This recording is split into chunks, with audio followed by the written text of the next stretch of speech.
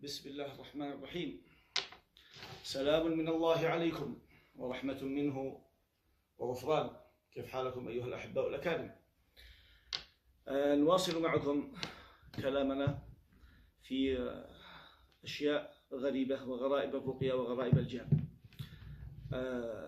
إخواني، هناك أمر أشكل علي كثير وحقيقة أصابني بحيرة فظيعة، وهو يدخل في ما أقول لكم يدخل في كثير من الهرطقات، ممكن نصدقه وممكن نكذبه. الواقع الذي جرى لي وأثبت عندي بالتجربة والعلامات والإشارات بأنه صحيح، وهناك كثير من القصص والحوادث أثبتت ذلك.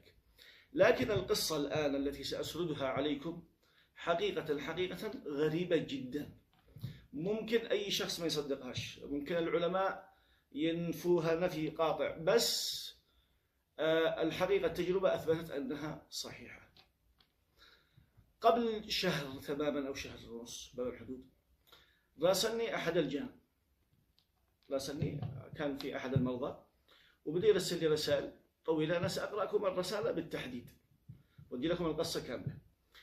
رسل لي كلام غريب جدا في قضية خطف الجان للإنسان. خطف الجان للإنسان.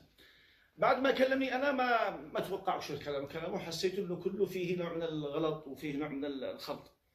لكن بعدها بأسبوعين أو بثلاثة جاءت لي امرأة وكانت مريضة والحمد لله الآن في تحسن، فطرحت لي وضعها، والله وبالله وتالله قصة مطابقة لما تكلم به الجان والذي راسلني بالملي، وهي قضية خطف الجان للإنسان.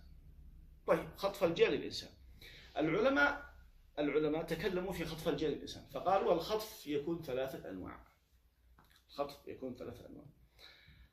الخطف الأول وهو خطف الروح فقط، ويكون في المنام. فلذلك قالوا كل إنسان مبتلى بالسحر أو بعين أو بحسد أو بعاشق، وخصوصا إذا كان الجن من النوع الطيار، ممكن يخطف روحه. والحقيقة حصلت لي حادثة، يعني مش حادثة لي أنا، لأحد المرضى كنت أقرأ عليها في وقت جاءوا دقدقوا علي في آخر الليل، الساعة 1 بعد منتصف الليل، بجاه الله بحجر الله احلف بجاه الله عندك إلا تعالوا حضور اقرأ لي على البنت. يا جماعة الخير الوقت متأخر، شغلوا لها الرقية. قالوا والله من بعد العشاء الرقية مشغلة في إذنها، ما استطعت